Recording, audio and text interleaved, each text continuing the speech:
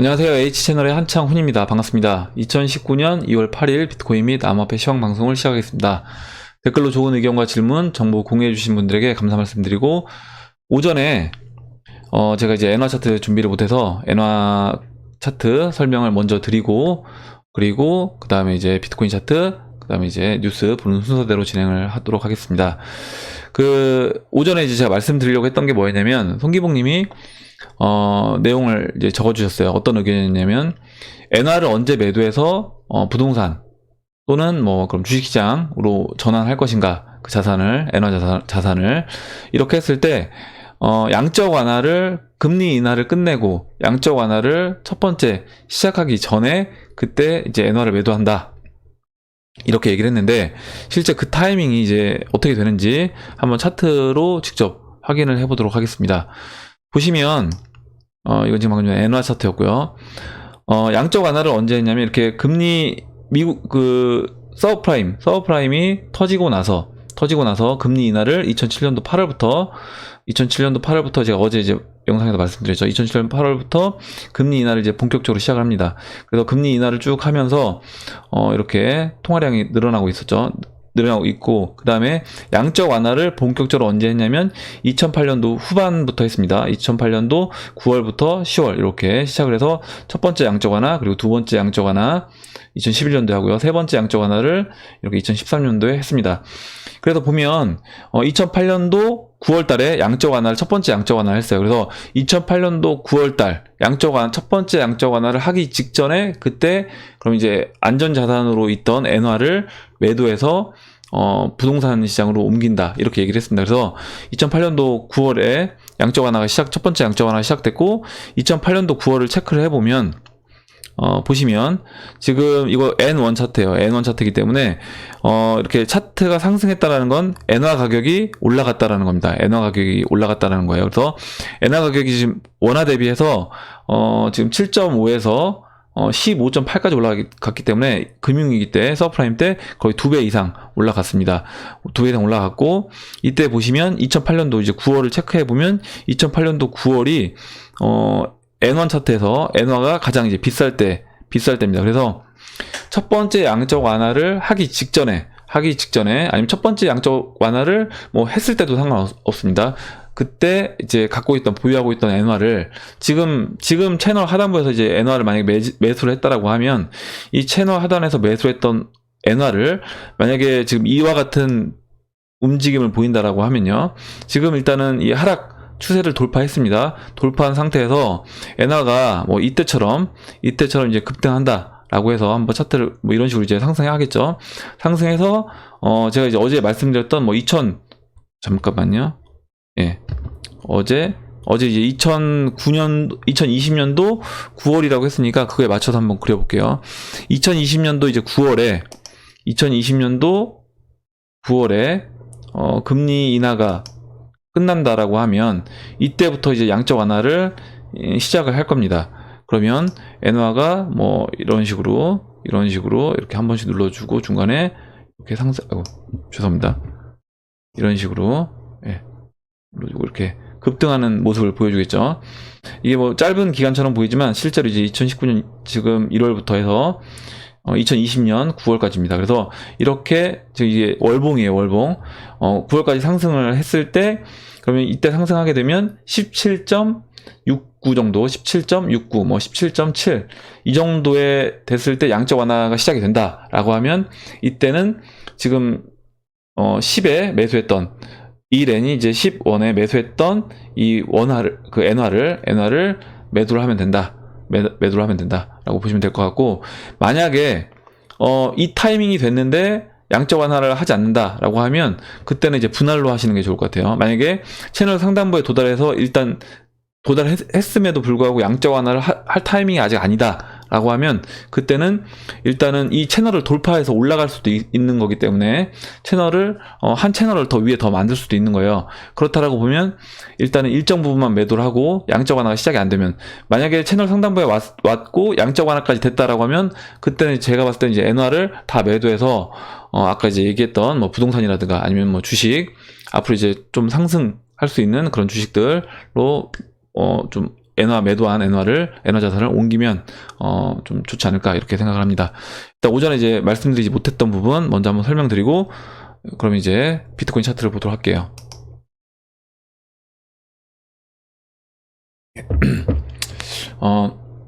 그 비트코인 차트는 일단은 지금 뭐 비트코인은 사실 뭐 큰 변동성 지금 1% 올라가긴 했는데 사실 큰 변동성은 보이지 않고 있는데 지금 여러분도 이제 아시겠지만 소형 알트코인들이 지금 돌아가면서 계속 펌핑이 나오고 있습니다. 그래서 일단은 그 부분을 놓고 본다라고 하면 일단 시장이 좀 더 긍정적인 모습은 보여주고 있다. 물론 가장 확실한 거는 비트코인이 가든지 아니면 기존의 대형 알트코인들 중 대장이었던 트론이라든가 웨이브가 그 이번 전 고점을 돌파해주는 모습을 보여줘야지 시장이 좀 상승으로 갈 수 있다 이렇게 말씀을 드릴 수 있습니다. 일단 아직까지는 방향성이 확실하게 잡힌 건 아니에요. 지금 제가 말씀드렸던 것처럼 왼쪽 어깨 그리고 오른쪽 어깨 변형된 오른쪽 어깨를 길게 만들어줬고 지금 제가 8일 그러니까 3.4를 했을 때 그 이때와 같은 패턴으로 진행된다라고 하면 그 왼쪽 어깨 기간에 3.4배가 2월 8일이었습니다. 그래서 8일까지 왔고 지금 여기서 이제 상승해준다라고 하면 지금 이 패턴대로 이제 움직이게 되는 거예요. 이때 나왔던 패턴대로 움직이게 된다. 그래서 일단은 뭐 지금 1% 정도 올라가고 있는데 확실한 모습을 보여주려면 제가 말씀드렸던 이 추세선 지금 빨간색으로 보여드리는 추세선 3,720달러를 넘어가 줘야 된다. 제가 어제 여러분들 좀 죄송한 게 뭐였냐면 어제 이제 금리 설명드릴 때 차트를 너무 확대를 크게 해서 제가 좀 크게 놓고 보여드리려고 하다 보니까 이 오른쪽 어깨에 제 얼굴이 나오는데 그거를 이제 제가 생각을 못하고 그 부분에서 막 설명을 해가지고 아마 여러분들이 좀 못 보셨을 것 같아요. 좀 죄송하게 생각하고 주의하도록 하겠습니다. 일단은 지금 비트코인 같은 경우는 그래서 다시 돌아와서 얘기해보면 일단 3,720달러를 확실하게 돌파해주는, 물론 거래량까지 더 실려주면서 돌파해주면 더 좋겠죠. 돌파해주는 모습을 보여주면 그때는 위로 움직일 수 있겠다라고 생각하시면 될 것 같고요. 지금은 일단 이 하락세기형 패턴에서 일단은 하락세기형 패턴에서는 돌파를 위로 한 거예요. 위로 돌파를 해주고 바로 이제 위로 올라가진 못하고 옆으로 이제 눕다가 지금 이 추세선에 닿고 지지받은 이후에 다시 횡보하고 그 다음에 다시 지금 반등이 일단 나왔는데 아까 이제 말씀드렸던 것처럼 확실하게 이 하락세경에서 그냥 옆으로 눕는 거 말고 정확하게 우리가 좀 어느 정도 상승으로 갈 수 있다라고 얘기를 하려면 아까 말씀드린 3,720달러를 넘어가 줘야 된다. 그래서 오른쪽 어깨를 확실하게 돌파해주는 모습을 보여줘야 된다라는 부분. 근데 이제 그 소형 알트코인들 지금 돌아가면서 계속 펌핑이 나오고 있어서 그런 부분에서 봤을 때는 비트코인도 좀 좋은 흐름으로 가지 않을까라고 생각을 하고 있습니다. 기대를 하고 있어요, 저도. 네, 그리고 이제 알트코인들 보도록 할게요. 웨이브는 흐름 일단은 꺾였고 지금 보시면 일봉에서 15일 이평선 밑으로 내려왔고 지금 이 추세선 제가 이제 그렸던 추세선 밑으로 내려와서 일단은 지금 상승 추세에는 일단 한풀 꺾인 모습이에요. 4시간 봉으로 보면 잠깐만 추세선이 좀 잘못 그려져서요. 일단 지우고 다시 그리도록 하겠습니다. 보시면 제가 어제 이렇게 했는데 일단은 지금 이탈된 모습인데 뭐 지금 일봉에서 이제 확인을 해볼게요. 일봉에서 확인을 해보면 일단 종가상 이탈돼서 끝이 났습니다. 종가상 이 추세선은 이탈해서 끝이 났고 지금 이제 15일 이평선도 아래에서 있는 상태이기 때문에 다소 여기서 일단 이 추세 위로라도 빨리 회복을 해주는 모습이 필요하다. 이 추세선 안쪽으로 들어와 주는 모습이 필요한데 좀 일단은 흐름 자체는 지금은 일단 에너지가 약간 빠진 모습이다 라고 일단은 보셔야 되겠습니다. 웨이브는 그렇게 보시면 될 것 같고, 그 다음에 이제 트론은 그나마 이제 웨이브보다는 난데, 일단 지금 트론은 지금 이 상승 추세에서 크게 벗어나진 않았어요. 크게 벗어나진 않고, 지금 4시간 봉에서도, 4시간 봉에서 보시면, 좀 확대해서 보여드리면, 일단, 뭐, 15이평선, 그 다음에 52평선, 그 다음에 이제 122평선 이렇게 모여있는 상태인데, 여기서 일단 봉은 위에 있는 상태입니다. 위에 있는 상태이기 때문에, 트론은 아직까지는, 웨이브보다는 좀 강한 흐름을 보여주고 있고, 지금 이렇게 보시는 것처럼 일봉인데요. 일봉에서 보시는 것처럼 이 추세선, 제가 그린 추세선, 물론 이제 15일 이동평균선 밑으로 내려와 있습니다. 이 부분은 이제 물론 좋진 않지만, 일단은 이 추세선은 지켜주고 있기 때문에, 이 부분에서 다시 지금이라도 이제 15일 이동평균선 위로 올라간다라고 하면, 저는 좀 상승 흐름을 이어갈 수 있겠다라고 보고 있고, 지금 여기서 이제 비트코인이 먼저 치고 나간다라고 하면 오히려 이제 대형 알트코인들이 좀 쉬어줄 수도 있는 거예요. 뭐냐면 비트코인이 가면서 비트코인으로 이제 어떻게 보면 이제 시장 흐름이 쏠리게 되면, 그때는 어찌됐든 트론도 BTC 마켓에 있기 때문에, 뭐 지금 제가 BTC 마켓에서 설명을 드리는 거잖아요. 그래서 BTC 마켓에서 비트코인이 먼저 치고 올라가게 되면, 이때는 이제 뭐 다른 알트코인들이 좀 쉬는 모습을 보여줄 수 있다라고 보고 있습니다. 일단은 대형 알트코인들이 좀 약간 에너지가 빠진 모습이고, 오히려 이제 대형 알트코인들이 쉬면서 소형 알트코인들이 지금 펌핑이 나오고 있어요. 근데 이제 소형 알트코인들 펌핑 나오는 걸 가지고는 시장이 확실하게 상승장으로 우리가 간다라고 말씀드리기는 어려운 거는, 시총 자체가 좀 낮기 때문에, 사실 이거는 완전 세력이 지금 이 시장을 주도적으로 끌어올리고 있다라고 판단할 수가 없다라는 겁니다. 그래서 적어도 이제 시총이 적어도 이제 뭐 좀 넓게 잡는다고 하더라도 한 20위 안에는 들어가는 종목에서 비트코인 마켓에서 정고점을 치는 종목이 나와줘야 된다라는 부분이고, 마지막으로 일단 비트코인 지금 뭐 어제 상황과 크게 달라진 내용들이 없어서 제가 간단하게 이제 보고 그냥 넘어가고 있어요. 비트코인 캐시도 보면 지난번에 이제 비트코인 캐시 한번 설명드렸는데, 비트코인하고 크게 다르지 않습니다. 이렇게 하락세기형 모습에서 비트코인처럼 이 추세선, 상단부 추세선을 넘어서서 지금 횡보를 하고 있습니다.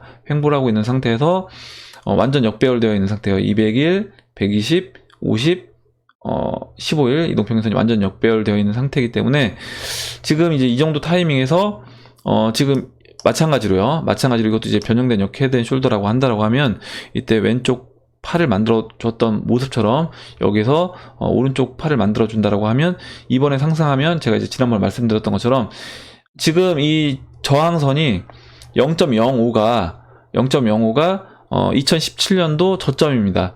2017년도 저점인데, 저는 이때는 2017년도 이 저점을 맞고 떨어졌어요. 저점 맞고, 그 다음에 보시면 지금 52평선, 50일 이동평균선 맞고 이제 떨어진 건데, 이번에는 120일 이동평균선은 한 번에 넘어가 주지 않을까. 그리고 이제 오히려 이제 200일 이평선에서 한번 저항을 맞고, 그 다음에 쉬어주면서 120일 이동평균선을 전 돌려 세워주는 그런 작업을 할 것으로 예상을 하고 있습니다. 예, 이렇게 차트는 이렇게 간단하게 설명을 드리고, 그 다음에 이제 뉴스 설명을 드리도록 할게요. 뉴스는 일단 실적 관련된 내용을 먼저 말씀을 드리려고 하는데, 제가 지금 다우지수가 금리 동결과 함께, 그리고 이제 페드 의장이, 파월 의장이 금리에 관해서 좀 완화된 어떤 비둘기파적 발언을 하면서 실질적으로 주식시장이 좀 반등을 많이 했습니다. 우리나라 코스피도 마찬가지고 다우도 반등을 좀 어느 정도 해줬는데, 중요한 거는 사실 이 부분에서 중요한 건 뭐냐면, 제가 이제 말씀드렸던 거, 실적이 중요합니다. 기업들의 실적 발표가 중요하고, 사실 첫 번째 2018년도 4분기 실적 발표 이후에 그 다음 이제 2019년도 1분기, 2분기 실적이 만약에 안 좋게 나온다라고 하면, 그때는 이게 추세적으로 꺾였다라고 보여진다라고 하면 아마 주식시장은 미리 움직일 거다 이렇게 보고 있습니다. 그래서 이제 그 부분에 대해서 관련된 뉴스가 나와서 먼저 한번 뉴스를 보도록 할게요. 달아오른 뉴욕 증시 1분기 어닝 쇼크, 월가 팔아라, 이렇게 나왔고, 제목이 연초 강한 랠리를 연출한 뉴욕 증시가 복병을 만날 전망이다 라고 얘기했고 1분기 S&P 500 기업의 순이익이 전년 동기 대비 감소, 이른바 어닝 쇼크가 주가 상승 탄력을 꺾어 놓을 것이라는 경고다. 그러면 일단 어제 옐런 의장이 얘기했고 파월 의장도 얘기했던 부분을 생각해 보면 결과적으로 금리를 못 올리는 거는 4분기 실적 발표가 그다지 썩 좋지 않다라는 걸 어떻게 보면 알기 때문에 그 부분에서 금리를 이제 올리지 못하는 겁니다. 금리를 올리지 못한 거고, 그렇다라고 하면 결과적으로 실제적으로 이제 실적이 안 좋게 나왔고, 만약에 1분기 그리고 이제 2분기까지 실적이 연달아서 좋지 않게 나온다라고 하면 그때는 본격적인 이제 하락이 시작될 거다라고 이제 보시면 될 것 같아요.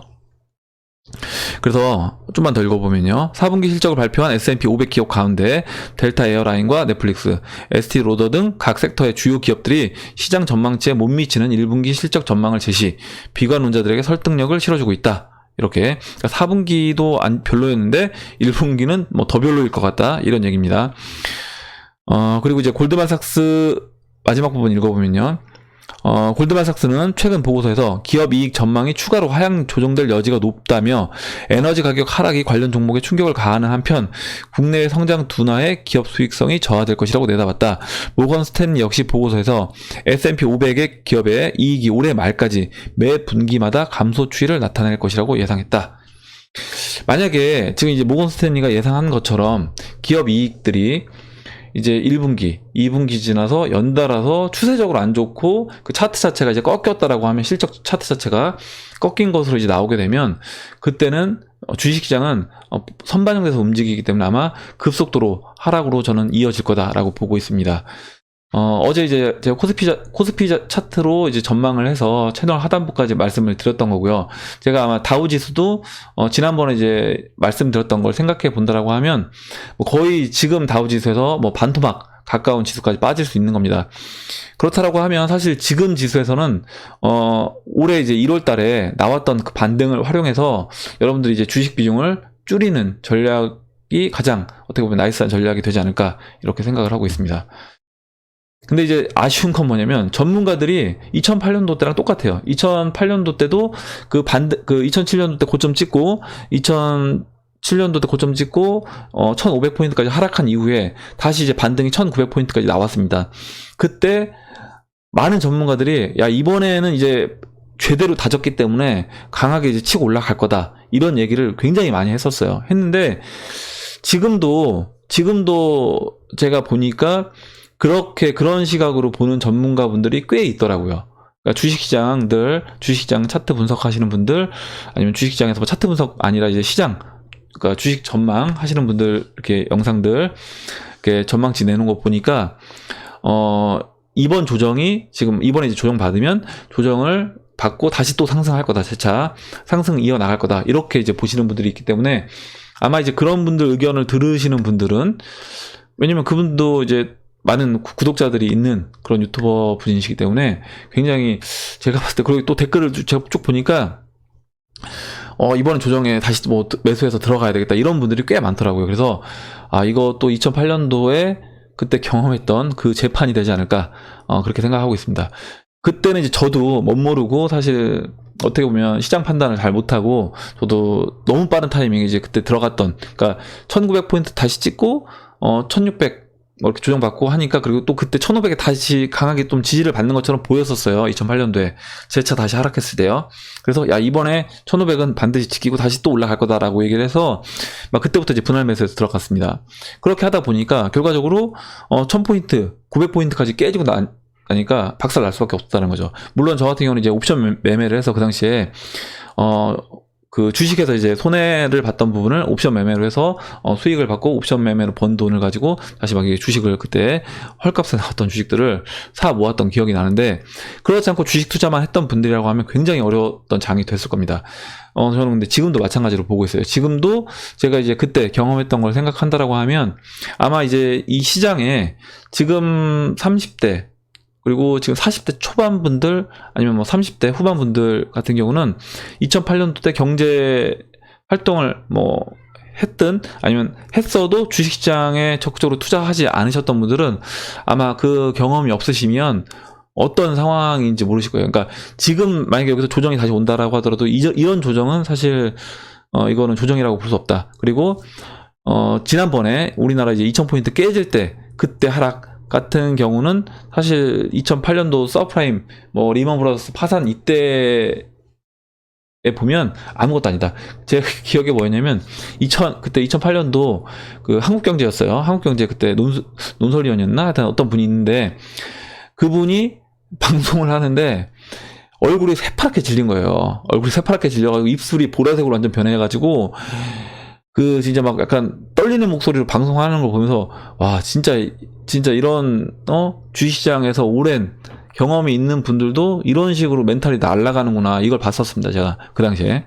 그래서 그런 정도의 수준까지 오지 않으면 지금 이 상황은 사실 뭐 시작도 안 한 거다. 아직은 시작도 안 한 거라고 이제 보시면 되겠습니다. 예, 그리고 이제 중국 관련된 뉴스를 이제 말씀을 드릴게요. 중국 관련된 뉴스와 이제 상해지수 같이 보도록 하겠습니다. 지금 결과적으로 뭐 다우지수가 안 좋아지고 그리고 뭐 우리 코스피 지수도 제가 금리 인하가 이제 시작되면 코스피 지수 또한 망가질 수밖에 없다. 근데 그 망가지는 원인을 누가 제공하고 있느냐라고 하면 결과적으로 미중 무역 전쟁을 통해서 미국에 어떻게 보면 중국의 양털 깎기를 하고 있는 겁니다. 중국의 양털 깎기를 하는 것이고 양털을 어떻게 보면 제대로 깎지 않으면 이 게임은 끝나지 않는다.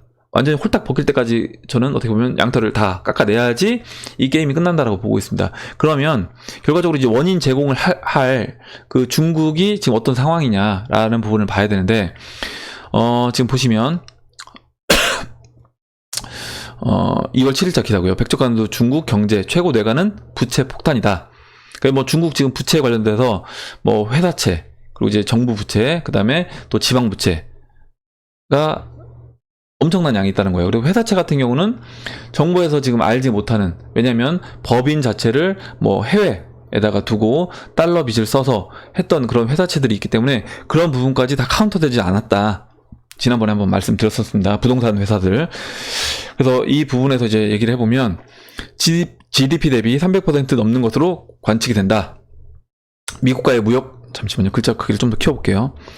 미국과의 이제 무역 전쟁 및 경제 하방 압력으로 글자 크기가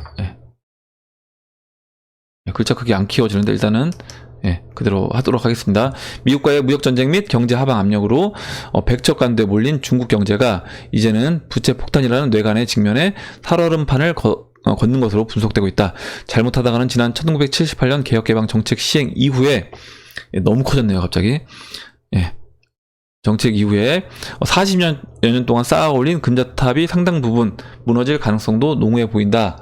라는 기사고요. 내용이고 보시면 2030년을 전후해서 전체 경제 총량에서 미국을 압도하는 지원이 되려는 중국의 야심도 현실화되기는 어려울 것으로 전망되고 있다.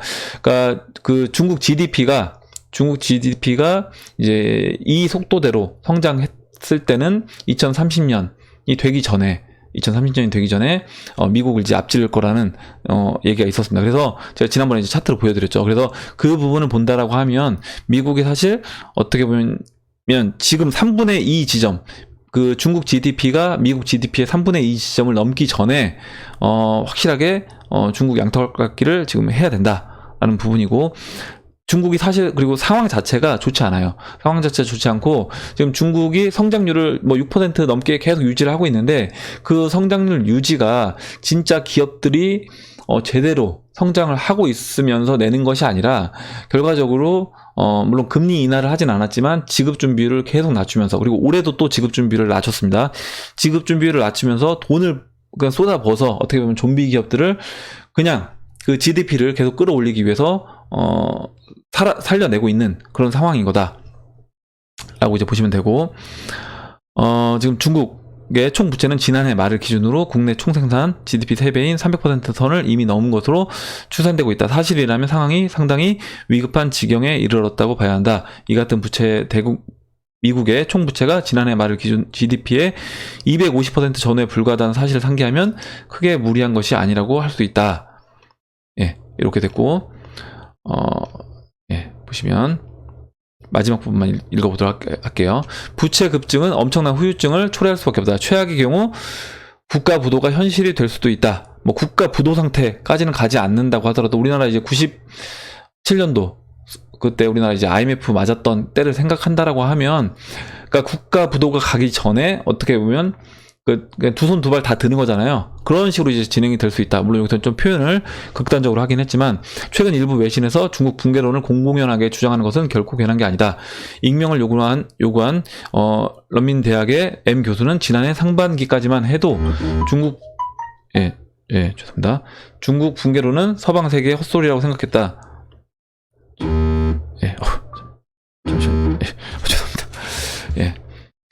죄송합니다.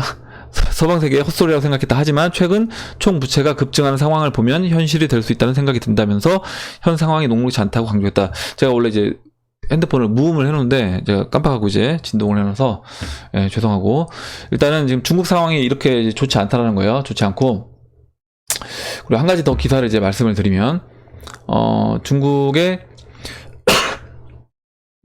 이제 기업 실적들이 이제 미국도 마찬가지고 우리나라도 마찬가지입니다. 기업들 실적이 좋지 않다라는 거예요. 아까 이제 제가 미국 기업 실적이 좋지 않다라고 얘기를 했고, 사실 미중 무역 전쟁을 통해서 서로 이제 물고 뜯고 하고 있기 때문에 미국도 실적이 악화될 수밖에 없는 거고, 어떻게 보면 중국도 당연히 실적이 좋아질 수 없는 거다. 중국 상장사 30% 실적 악화, 세계 경제도 불안불안. 그래서 소비 부진 무역 전쟁 탓 중국 영향 많이 받는 타국 기업 실적에도 악영향, 우리나라 같은 경우에 이제 악영향을 끼칠 수 있다라는 겁니다. 그래서 좀 더 이것도 글자 크기를 좀 더 키워볼게요. 중국 기업 실적에 급제동이 걸렸다. 상장사 태반이 지난해 실적이 악화했거나 적자를 나타냈다. 내수 침체와 미국과의 무역 전쟁에 충격을 받았다. 이제 그래서 7일 니혼게이자 신문에 따르면 3,600여 개의 중국 상장사 가운데 실적이 악화한 기업은 전체의 30% 정도인 1,070개였다. 이 가운데 적자를 기록한 기업만 400여 개에 달했다. 지난해 4분기 중국 상장사 전체 매출이 2017년 같은 기간보다 30% 줄었으며 순이익도 9% 감소했다. 중국 기업 실적 악화의 가장 큰 원인은 소비 부진이다. 이를 가장 잘 보여주는 업종이 자동차다. 중국의 신차 판매는 지난해 2,808만 대로 한 해 전보다 2.8% 감소했다. 중견 자동차 기업 베이치포토는 지난해 32억 위안의 적자를 기록했으며, 우리 원화로 이제 5,300억 원의 적자를 기록한 거예요. 그리고 충칭, 장한자동차와 장닝자동차, 또 랜드윈드, 그 짝퉁 차죠. 랜드윈드도 이익이 90%가량 줄었다. 그리고 이제 독일 폭스바겐과 합작회사를 운영하는 상하이 자동차 그룹은 이익이 5% 정도 늘어나는데 그쳤다. 이렇게 지금 굉장히 어떻게 보면 안 좋은 상황을 이제 보여주고 있는 겁니다. 그리고 중국의 대표 해운사 중 하나인 중엔해운의 이익은 50% 급감했대요.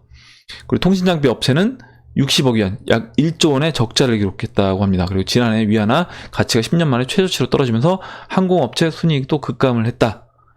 그리고 중국 동방항공과 중국 남방항공에 지난해 수십억 위안의 환차손을 입어 순이익이 각각 50% 줄었대요.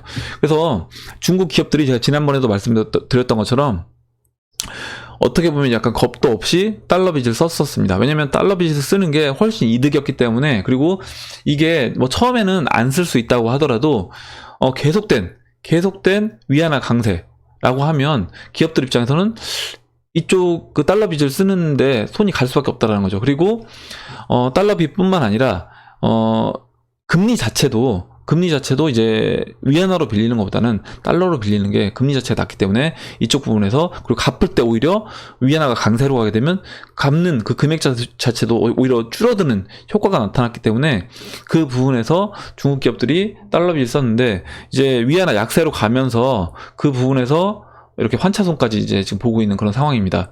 지금 보셨던 것처럼 뭐 30%가 기업 실적이 안 좋아지고 있고 400개 달하는 그런 기업들이, 400개면 아까 이제 3,000개에서 거의 이제 10% 넘는 그런 기업인데, 그 10% 넘는 기업들이 적자로 지금 들어간 거예요.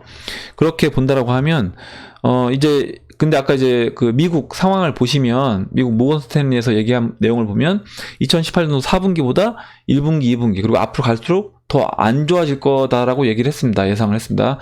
그러면 저는 미국이 그렇게 된다라고 하면 중국도 영향을 받을 수밖에 없다. 그럼 중국도 그와 같은 수순을 겪을 거다라고 보고 있으면 지금 30%에서 앞으로 이 수치는 계속 더 늘어날 거고, 어느 정도 이제 늘어나기 시작하면 기업 실적이 그런 식으로 이제 발표가 되게 되면 1분기, 2분기 발표가 되게 되면 아마 중국 상해 지수도 마찬가지로 급격히 이제 하락할 것으로 저는 이제 보고 있는 겁니다.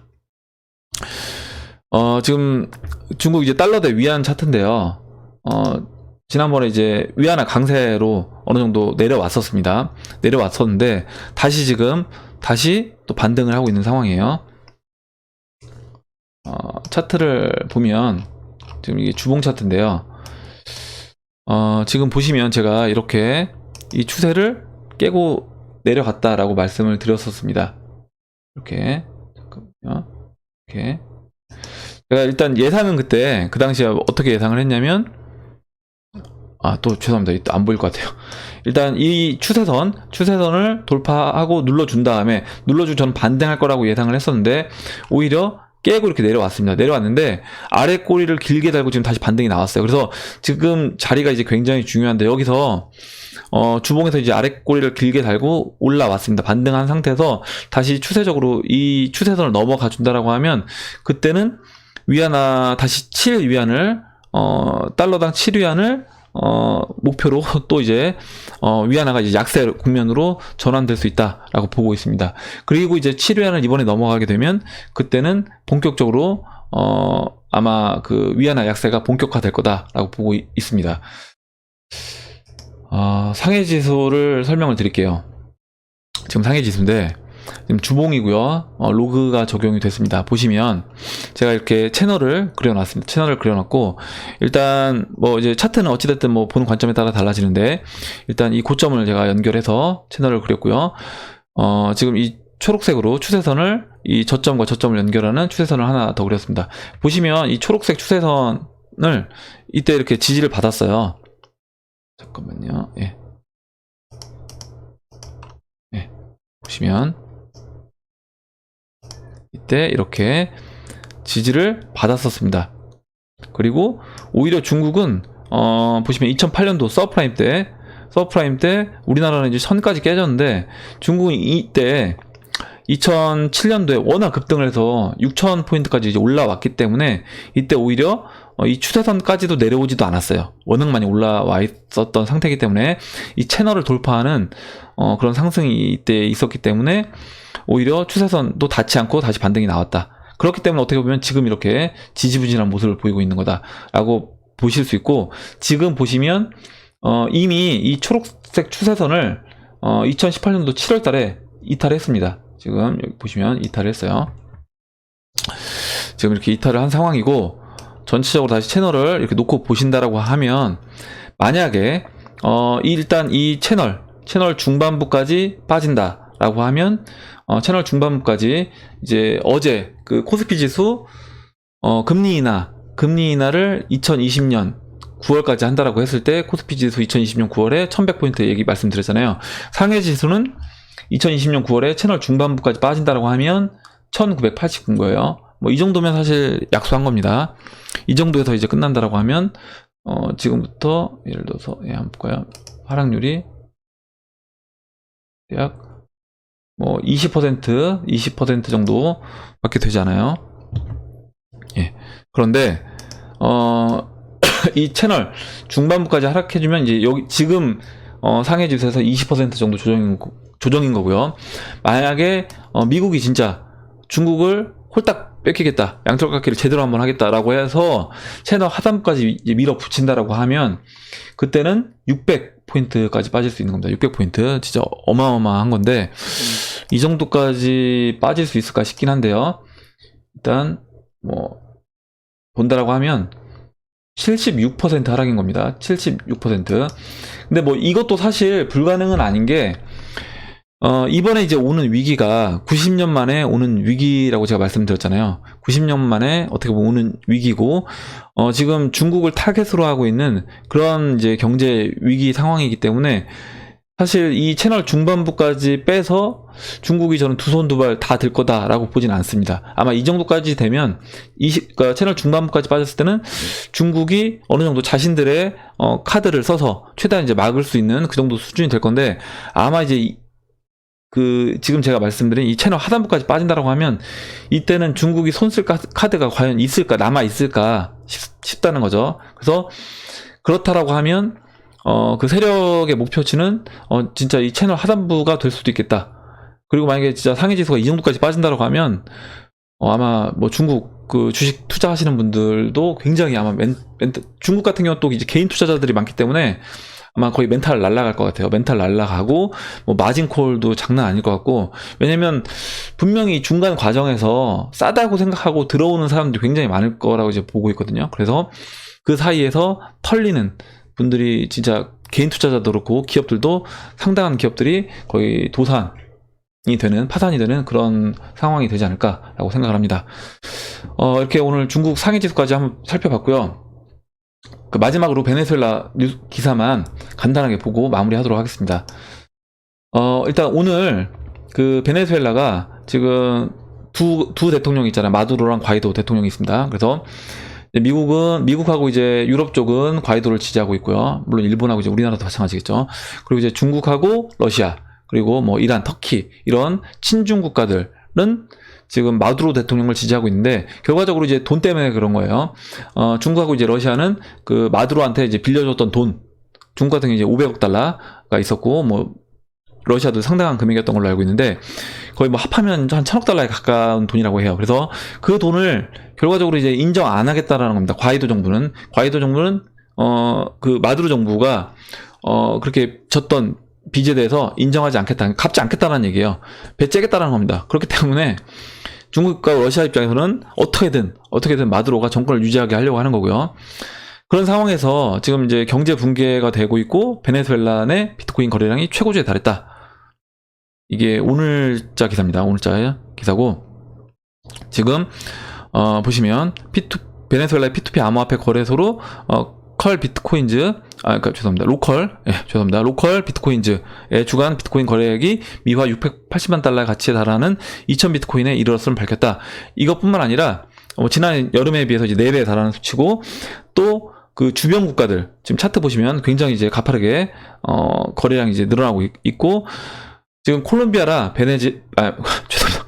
자꾸 발음이 새는데, 콜롬비아 및 브라질과 베네수엘라 이런 인접 국가 내 암호화폐 거래소도 또 적극적으로 이제, 베네수엘라도 돈 있는 사람들이 있을 거 아니에요. 그런 사람들이 이제 이용을 하고 있다라고 합니다. 그래서 지금 이제 암호화폐 거래량이 이렇게 늘어나고 있는데, 제가 베네수엘라 뉴스를 계속 이 암호화폐 관련돼서 말씀을 드리는 이유가, 사실 이렇게 경제 상황이 안 좋아지고 하이퍼 인플레이션으로 갔을 때 이 베네수엘라에 있는 돈 있는 사람들, 뭐 베네수엘라 사실 빈민들 같은 경우는 사실 비트코인 사고 싶어도 살 수가 없을 거예요. 아마 거의 뭐 50%가 넘는 빈민들은 지금 뭐 하루 받는 돈 자체가 뭐 어떻게 보면 1달러도 벌기 힘든 그런 상황이기 때문에 뭐 비트코인 이거를 투자할 생각은 엄두도 못 낼 것이고요.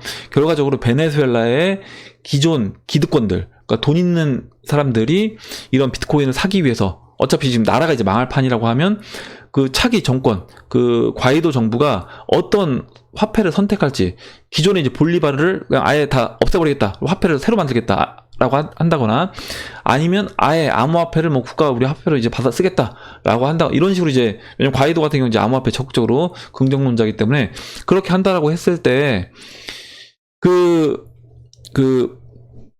베네수엘라에 돈 있는 사람들 입장에서는 지금 암호화폐로 빨리빨리 돈을 바꿔놔야 된다.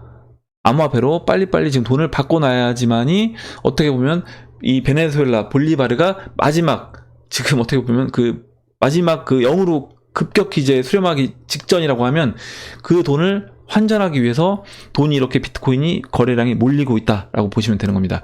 그러면 앞으로 경제 위기 상황이 왔을 때, 물론 우리나라가 그런 하이퍼 인플레이션까지 가지 않는다고 하더라도 그런 상황이 올 수도 제가 있다고 말씀드렸잖아요. 중앙은행이 어떤 선택을 하느냐에 따라 달라질 수 있다라고 했기 때문에. 그리고 이제 앞으로 뭐 이란이라든가 터키 같은 경우는 지금 환율이 굉장히 상황이 좋지 않습니다. 그럼 그런 나라들도 이런 식의 이제 움직임을 보일 거라는 거죠. 그렇게 됐을 때 우리나라도 그런 부분에서 우리가 이제 이런 상황이 됐을 때 실제적으로 이런 암호화폐 시장으로 돈이 몰리는구나, 이거를 간접적으로 우리가 지금 체험을 할 수 있다는 겁니다. 베네수엘라 상황을 보고요. 예, 말이 굉장히 또 길어졌는데, 그리고 지금 베네수엘라 같은 경우는 지금 마두로 욕을 안 할래 안 할 수가 없는 게, 물론 이 사람 입장에서도, 그 마두로 대통령 입장에서도 자기 살 길을 모색하기 위해서 뭐 그렇게 하는 건 알겠지만, 해도 너무한다 라는 생각이 듭니다. 뭐냐면 베네수엘라 정부 해외 원조 국내 반입 차단, 지금 그 국경 지역에 있는 고속도로에 이렇게 컨테이너 박스랑 화물차, 유조차를 세워서 막고 펜스를 쳐놓은 거예요.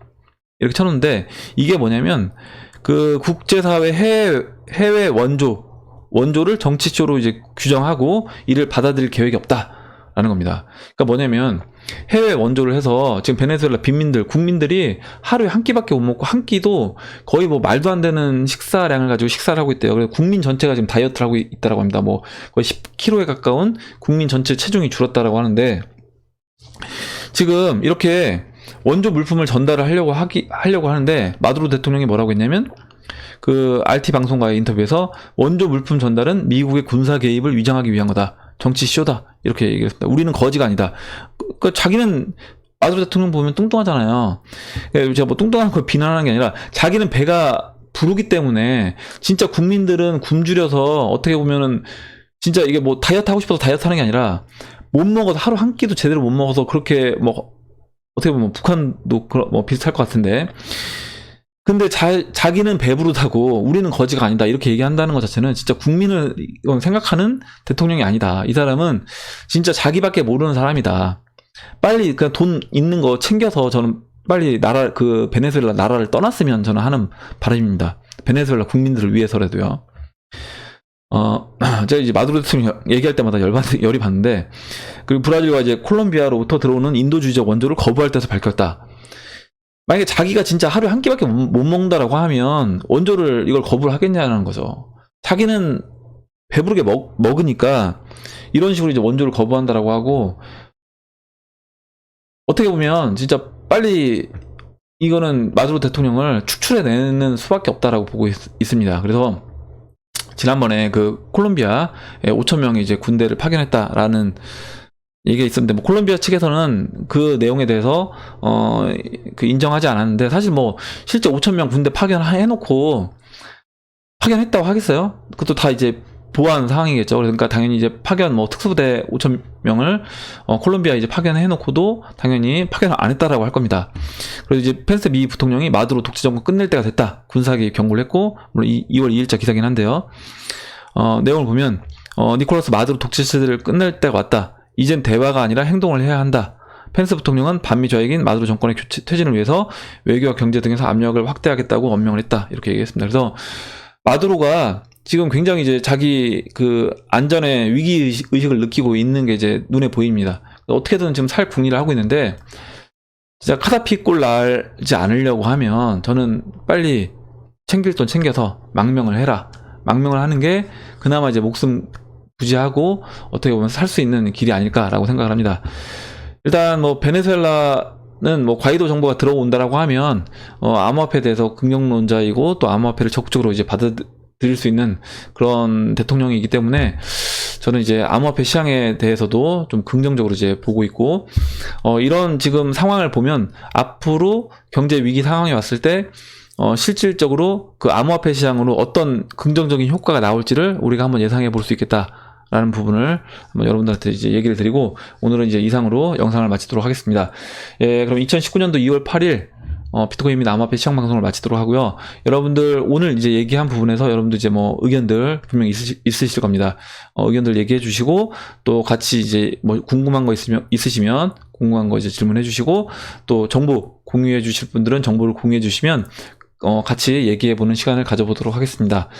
예, 그럼 이상으로 영상을 마치도록 하고, 영상이 도움이 되셨다면 좋아요와 구독 버튼, 그리고 알림종 버튼을 눌러주세요. 감사합니다.